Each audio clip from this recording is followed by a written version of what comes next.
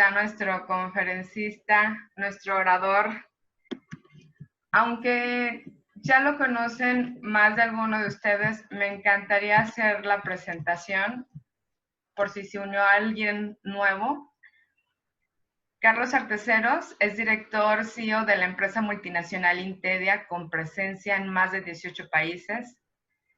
Cuenta con un doctorado por la Universidad de Michigan en Estados Unidos y una maestría en Administración de Empresas en Madrid, España. Y tiene más de 25 años de experiencia en puestos de alta dirección. Es un honor para mí ceder la voz a este fantástico orador, Carlos Arteceros. Adelante. Muchísimas gracias a Araceli, muchísimas gracias a todos vosotros. Esta es el segundo desayuno que tengo con amigos. Y Araceli hacía un comentario ahora, y es verdad, es solitario,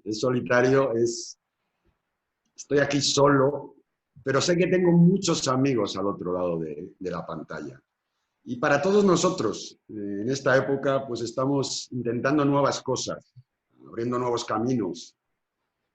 Y este es uno de ellos, esto de estar compartiendo con todos vosotros información que a mi juicio es valiosa desde el punto de vista que nos va a apoyar a afrontar una crisis que ya tenemos encima y que francamente no tiene todavía vista de cuándo va a terminar y cuál va a ser su impacto.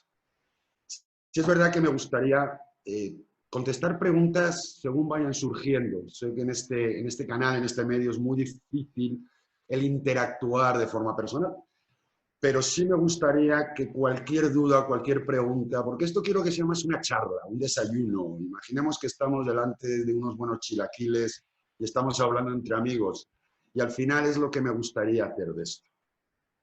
Como ha dicho bien Araceli, esta es la segunda charla que estoy teniendo con todos vosotros, y es sobre herramientas de cómo afrontar la crisis. Y no necesariamente solo la pandemia, sino cualquier crisis. Eventos disruptivos es algo común y es algo que vamos a seguir experimentando y lamentablemente sufriendo.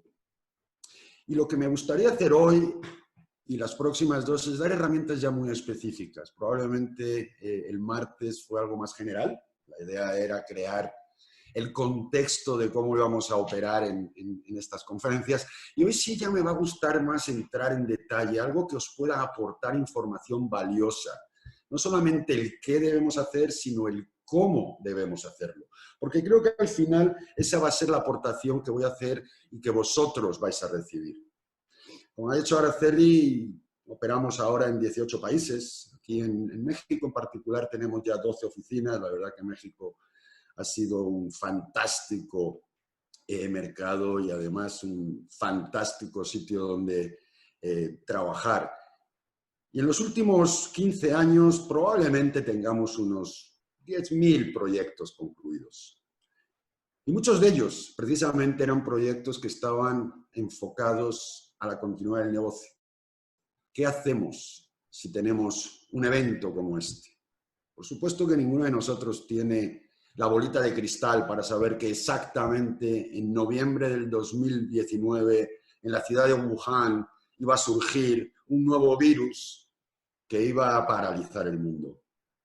Pues si lo hubiéramos sabido, evidentemente no sería un evento disruptivo, pero sí sabemos que hay eventos como ese.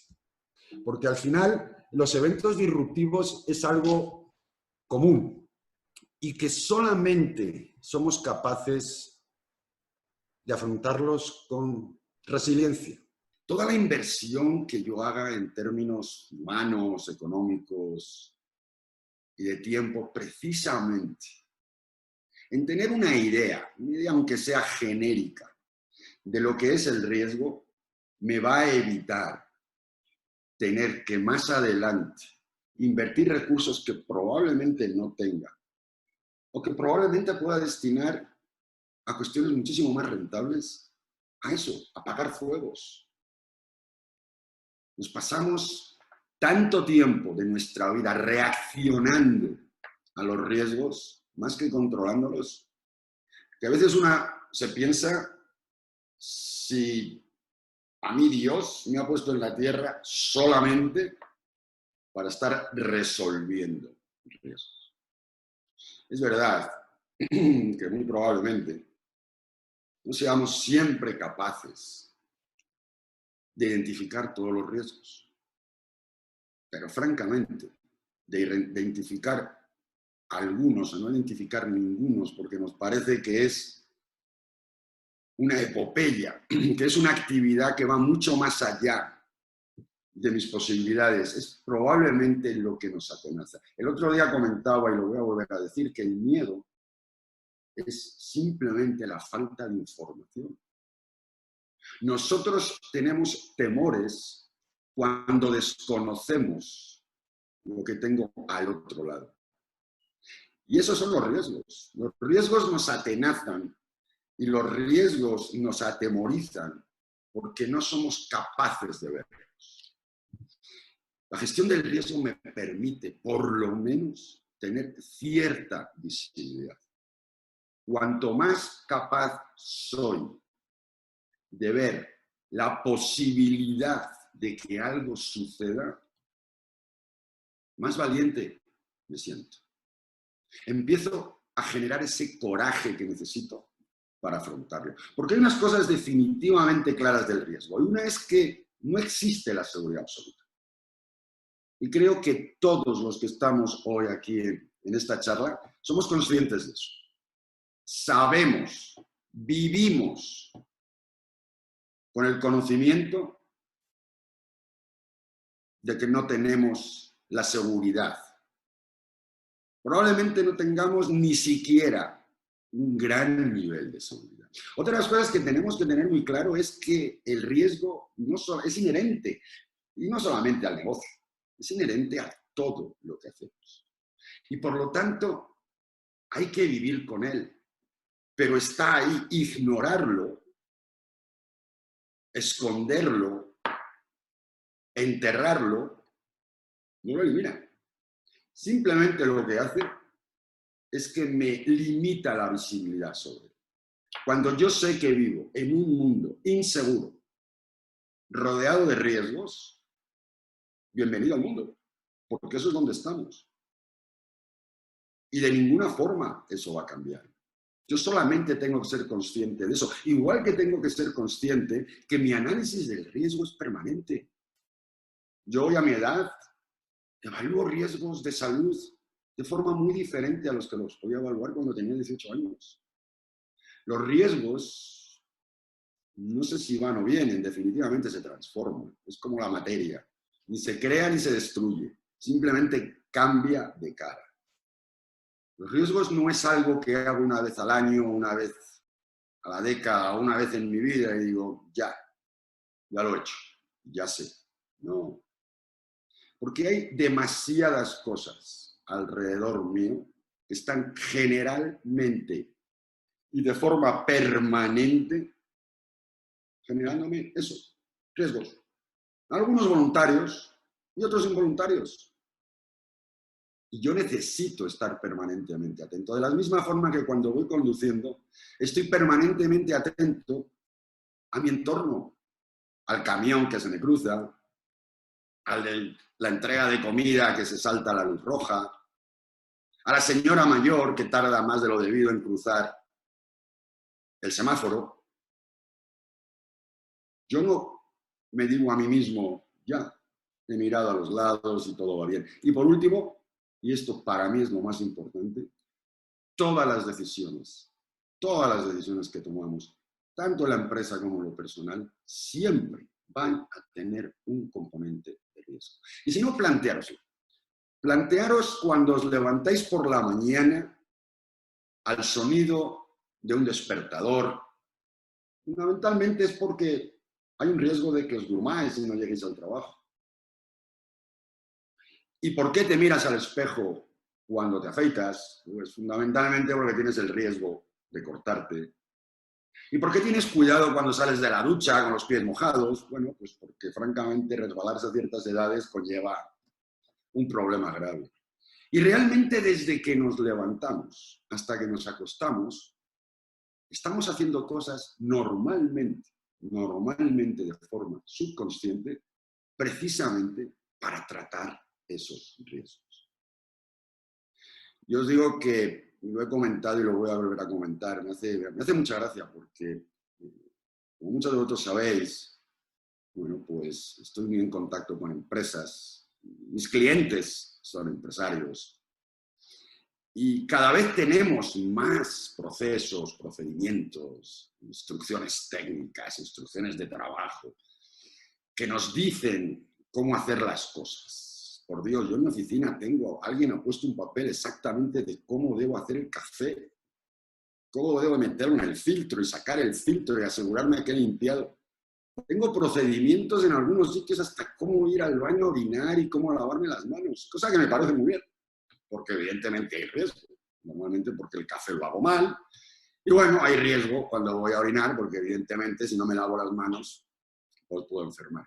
Pero hay una cosa, que si somos honestos, y nos preguntamos a nosotros mismos, ¿cuántos de nosotros tenemos un proceso para analizar los riesgos? Cuando digo eso me refiero a, no, yo sé cuáles son mis riesgos. Yo no sé cuáles son mis riesgos. Yo no sé cuáles son todos los riesgos de mi empresa. Y nosotros estamos permanentemente evaluándolos. Y todavía encuentro nuevos riesgos. Y precisamente llevo un mes y medio con nuevos riesgos que han surgido de la nada y que por supuesto no tenía contemplados hace 3 meses. Entonces, cuando me digo o me dicen, no, yo conozco bastante bien mis riesgos, tengo 2 opciones. O decirle, déjame que te ayude a darte cuenta de que no es verdad, o buena suerte y nos veremos al final del camino, porque el tapete me lo están moviendo permanentemente. La gestión del riesgo es un proceso. Y si yo lo trato como un proceso, me va a dar 3 cosas importantísimas. Primero, me va a dar la seguridad interna de que soy capaz de ir identificando la mayoría de los riesgos que me van a afectar. Todos, por supuesto que no. Muchos, dependiendo de lo robusto que sea mi proceso, sí. Y cuando tengo muchos riesgos gestionados, bueno, pues mi riesgo de pérdida es menor. Y ese proceso es un proceso que lleva pasos, y como todo proceso lo debo de llevar a cabo. Esto es como la receta de mi abuela, de la paella. Yo me empeñaba en que tenía que echar primero el arroz y después el agua.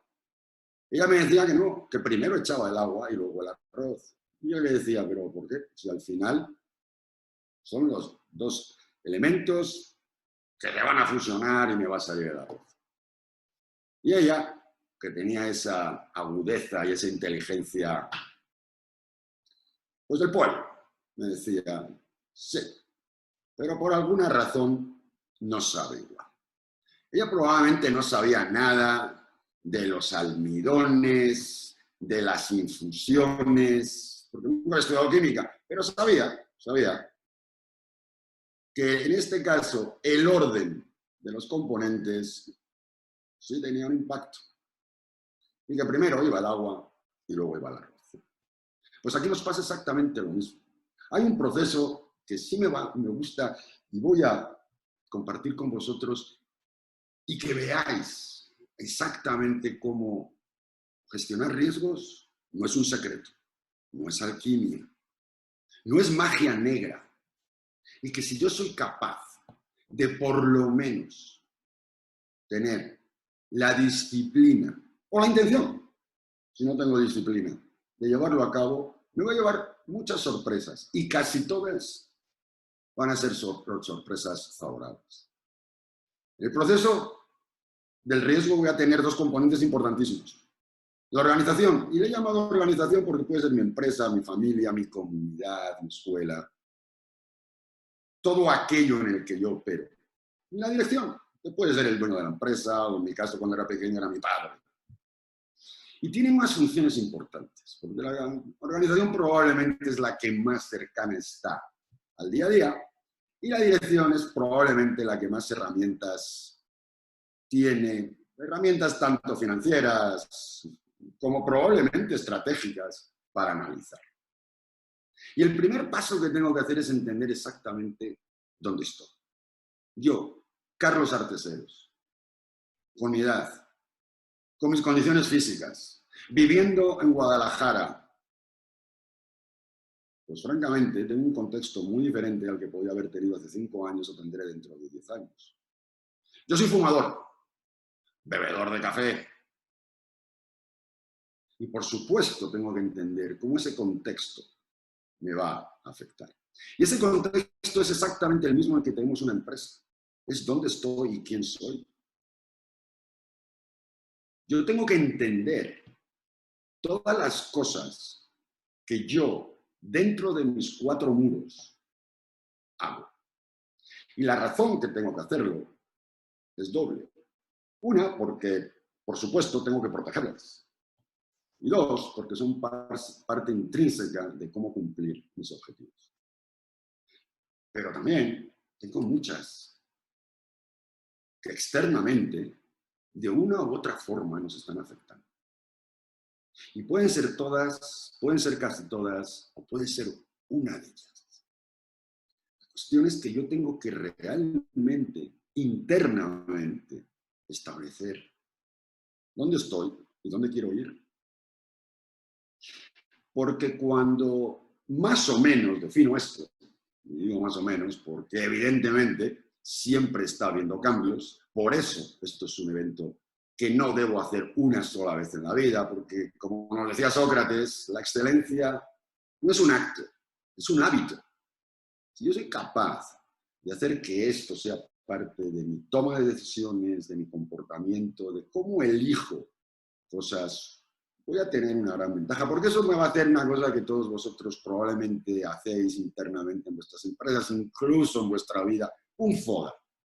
Bueno, el FODA es el término técnico. Al final es lo que toda mi vida me decía mi abuela, cual aprecio todas sus enseñanzas. Hijo mío, esto te va a hacer daño, esto te va a hacer fuerte, y aquí es donde puedes sacar oro. Sí, pues son las debilidades, y son las amenazas, y son las fortalezas, y son mis oportunidades. Lo que pasa es que ahora le llamamos FODA porque así podemos ir 2 años a la escuela de negocios y ya tenemos un término técnico. Pero esto lo hemos estado haciendo toda nuestra vida y realmente probablemente lo hacemos de forma subjetiva. Yo no puedo identificar estos 4 componentes si no entiendo dónde estoy. Yo no puedo saber cuáles son mis debilidades. Y las debilidades son importantes porque minimizan mi efectividad. Y las fortalezas es donde yo debería construir sobre ellas. Porque realmente ese va a ser mi punto de arranque. Pero hay dos cosas que son las que yo personalmente me enfoco más. Que son las amenazas y las oportunidades. Yo sé que vais a estar más de uno ahí pensando, oye, pero ¿no tendría que tratar mis debilidades? Yo personalmente las debilidades las identifico, las tengo, sé de qué pie cojeo, pero probablemente no es mi prioridad número 1 a la hora de tomar decisiones. Y fundamentalmente porque conociendo mis debilidades las puedo manejar. Yo sé qué es lo que me falta. Y me es más fácil manejar. Teniendo en cuenta que mis recursos son limitados, pues probablemente no pueda encargarme absolutamente de todo. Y por lo tanto, yo prefiero darle visibilidad a las amenazas, más que nada, como os digo, para tenerlas ahí, pero sobre todo enfocarme en mis oportunidades, las cuales, por supuesto, van a conllevar riesgo. Esto que todos hacemos de forma formal o informal, a veces algunos ni sabemos que se llama FODA, DAFO, análisis de riesgo, me da lo mismo como lo llamemos. Lo importante es que tengamos por lo menos una noción, porque esta foto que tenéis delante sois vosotros. Esto es lo que define quiénes sois como personas y como empresa. Y vosotros sois los que cubrís y rellenáis esos cuadritos. Y cuanto más seamos capaces de llenarlo, más fácil va a ser más adelante poder tener la oportunidad de mejorar. Cuando yo defino esto, que es el primer paso, saber eso, mi punto de partida, entonces me tengo que ir a identificar el origen de los riesgos. Y aquí es donde empezamos a tener ya cierto poder de análisis. Aquí es donde tenemos que empezar a prestar atención a lo que decimos con riesgo, quién me genera el riesgo, a quién le genero el riesgo. Son palabras que estamos permanentemente oyendo porque nos están vendiendo un seguro, nos están diciendo que ahora tenemos una pandemia, hay que canalizarla. Y sí, es un riesgo. Por supuesto que es un riesgo. Pero es aquí donde tenemos que empezar a plantearnos qué quiero decir yo con identificar el origen del riesgo. Yo os voy a decir por qué es tan importante identificar el origen del riesgo. Porque lo que aparentemente puede ser un riesgo, dependiendo de dónde viene, el tratamiento que le voy a dar va a ser diferente. Os voy a poner un ejemplo mundano. Manejar en el coche. Yo puedo tener el riesgo de chocar. Y ese riesgo automáticamente puede ser interno o externo. Puede ser porque yo voy muy rápido, borracho, no prestando atención. O por lo que os digo, porque el camión se pasa la luz roja. ¿Cómo voy yo a tratar ese riesgo? Va a ser muy diferente. Y depende de mí, probablemente no beba antes de salir. Probablemente vaya al límite de velocidad. Y estaré cubierto. Pero si el origen del riesgo es externo, ninguna de esas dos cosas me va a proteger. Lo que me va a proteger es estar pendiente de mi entorno. Y aunque parezca que el riesgo es el mismo, que lo es, porque al final tenemos un choque, dependiendo de dónde venga el riesgo, yo voy a tomar ciertas decisiones para tratar ese riesgo. Pero además es que en el choque me doy cuenta que no solamente tengo una cuestión física, que he chocado, puedo tener una lesión, o mi vehículo queda destrozado. E incluso ahí son dos riesgos diferentes. Porque está el riesgo personal, a mi vehículo, a mi propiedad, a mí. Está el riesgo económico. Y ahí también tengo que tomar otro tipo de medidas. Porque probablemente en el riesgo económico saquen seguro. Entonces, por eso es tan importante identificar el origen de ese riesgo. El origen del riesgo va a ser interno o va a ser externo. Y realmente te van a venir de estas partes. Estas partes interesadas, estos participantes, estos protagonistas de nuestra vida empresarial, son los que de alguna forma van a tener un impacto en nosotros, en nuestros riesgos.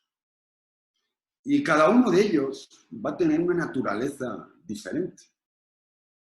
Es curioso que cuando yo veo análisis de riesgos o hablamos de riesgos, nos enfocamos tanto en los riesgos externos e incluso internos, ¿no? Siempre estamos tan enfocados en, no, yo tengo que poner controles para que mis empleados no me roben.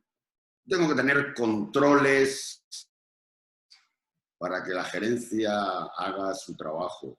Y tengo que estar permanentemente monitoreando los precios de mis proveedores. ¿Qué es lo que está haciendo la competencia? Y sí, es importantísimo porque esos son riesgos. Pero hay veces que hay otros riesgos que tampoco tomamos muy en cuenta. Y pueden ser los riesgos de los accionistas. Mira, en mi experiencia como socio de mi empresa os puedo decir que los mayores riesgos que mi empresa tiene vienen de los accionistas. No vienen de los otros.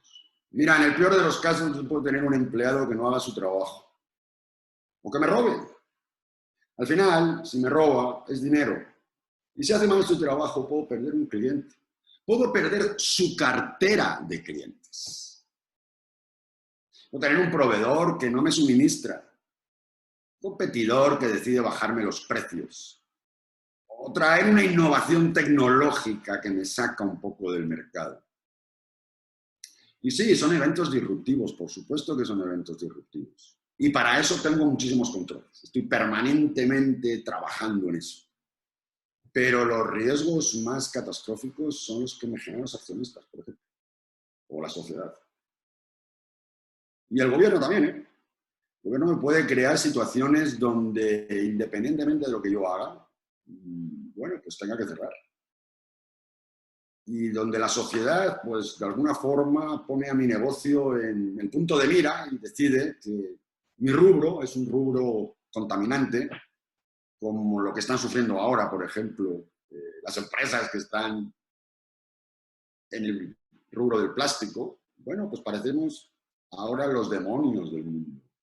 El plástico hace 20 años era la respuesta a la humanidad, porque nos permitía llevar cosas en mayor peso y tener muchísima más seguridad. Y ahora resulta, bueno, pues sí, la sociedad cambia y nos genera ese tipo de riesgos. Y los accionistas son al final los que toman las decisiones de mi empresa. Y nosotros nos enfocamos en todos los demás puntos y a veces nos olvidamos que los grandes generadores de riesgo los tenemos en casa. Y además no los prestamos atención. Y los dejamos en la esquina y ellos son los que nos pueden generar esos riesgos. Por eso en este paso yo tengo que tener la honestidad intelectual, el coraje y la valentía de evaluar todas las partes. ¿Cómo le voy a decir yo a mi padre que él es el riesgo si es el dueño y el fundador de la empresa? ¿Cómo le voy a decir a mi socio que no está haciendo las cosas bien si llevamos 25 años en este negocio y empezamos de la nada? Yo entiendo que hay un componente emocional, pero el resultado no es dañar los sentimientos de la persona. Es que tenemos una empresa de la cual depende, y no me importa si 1 o 1000 personas que están pendientes de nosotros, como dueños, como accionistas, como directores. Y es aquí donde yo opino que tenemos que también tener esa valentía. Porque todas esas partes me van a impactar.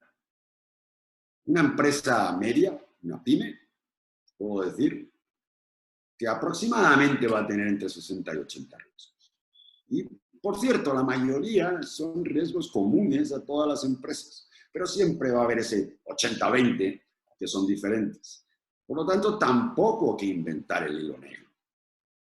Ya hay mucha documentación, ya sabemos cuáles son los riesgos comunes a nuestro rubro o a nuestra zona geográfica o a la edad de nuestra empresa. Los riesgos que tiene una startup no son los mismos de una empresa que tiene 25 años operando. No es que tenga más o menos, es que son diferentes. Es que llevar 25 años operando no te exime de riesgos. Yo cuando primero vine a Guadalajara, fui a visitar a un amigo que conocí en la universidad y trabajaba en López Mateos, una empresa que históricamente había sido pues la puntera, ¿no? Que se llama Kodak, ¿de acuerdo?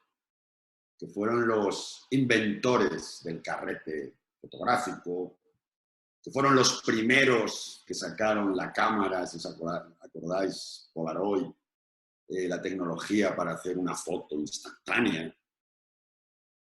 Y hace 6 meses, un gran amigo y cliente tiene su negocio a 2 cuadras. Y fui a visitarle y me di cuenta que ahora mismo, en el mismo sitio donde estaba Kodak, están haciendo un desarrollo habitacional, comercial, de oficinas, no estoy muy seguro. Esa empresa llevaba 90 años en el mercado. Y cuando cerró las puertas, tenía el 65% del mercado de la fotografía analógica. Y ahí está el truco. Y ahí está la trampa de la fotografía analógica. Y sí, tenía el 65%. El problema es que la fotografía analógica era solamente el 12% 20% del mercado fotográfico. Entonces no se daban cuenta que su riesgo no era la pérdida del mercado, seguían siendo predominantes en su mercado. Lo que no se dieron cuenta es que el mercado había cambiado, que estaban midiendo y estaban analizando un riesgo que no era riesgo, simplemente era la catástrofe. Que su indicador, el 65% y no bajar de ese 65% del mercado fotográfico analógico, no les estaba dejando ver que el problema es que el mercado analógico ya no era mercado, que era como los dinosaurios del Parque Jurásico, estaban destinados a desaparecer. Quedaban Kodak simplemente como ejemplo en un museo. Y esos fueron los dueños de la empresa los que tomaron esa decisión, los que decidieron que estratégicamente no iban a involucrarse. Y ahora, bueno, pues mi amigo, el cual ya no está en Kodak, probablemente terminará trabajando en el mismo sitio, pero en otra empresa, porque probablemente pues, alquilará una oficina.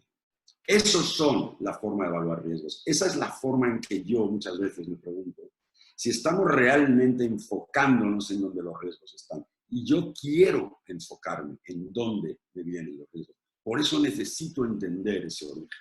Porque una vez que hago eso, ya empiezo a analizar el riesgo. Ya empiezo a valorar. Cuando digo analizar, me estoy refiriendo a valorar el riesgo. Y es aquí donde probablemente entremos en la parte más técnica. Y sí voy a pedir vuestra paciencia porque sí me gustaría que viéramos la foto de lo que me refiero a analizar. Porque el análisis del riesgo me va a dar un dato, un solo dato, y es la severidad del mismo.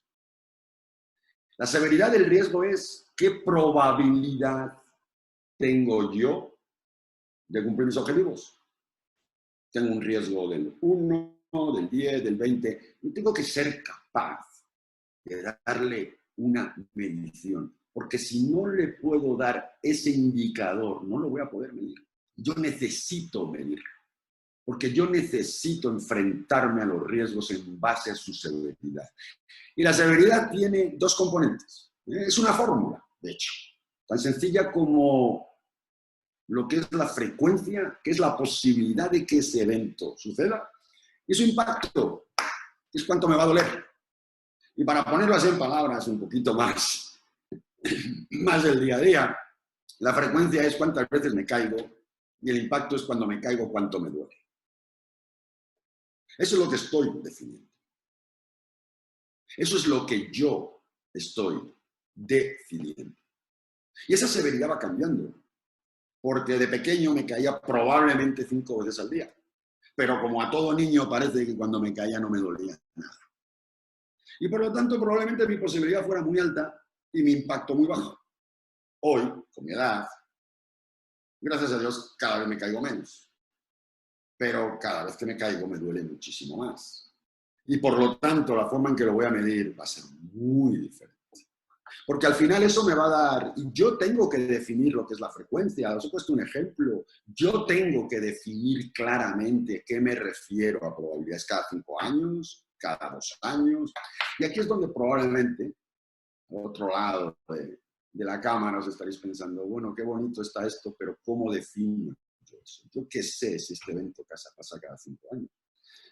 Y probablemente os diga, tenéis razón, pero ¿sabéis qué? Hay formas, tenemos datos históricos, podemos deducirlo, podemos preguntar.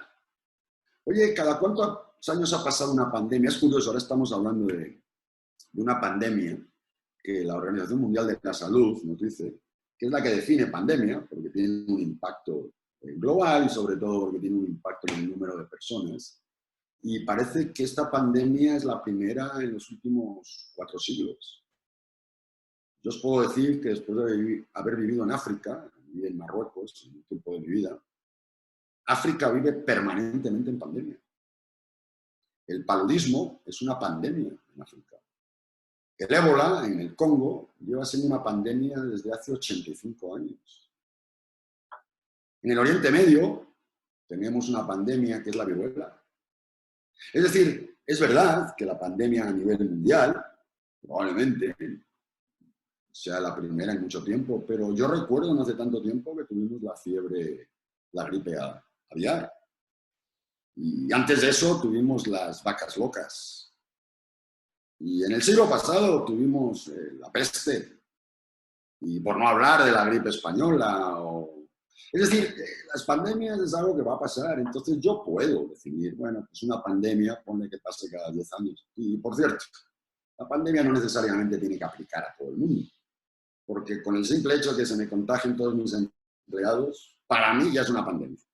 Con que una persona venga enfermo a la oficina y contagie a la mitad de mis empleados, el impacto puede ser importante. Y como yo sé que todos los años más de uno de nosotros va a tener la gripa, bueno, pues puedo asumir que probablemente durante el periodo de gripa un número elevado de mis empleados van a estar enfermos. Tan sencillo como todo eso. Yo decido esas cosas y yo tomo medidas sobre esas cosas. Y luego hago el impacto, y el impacto también es muy personal. Muy personal.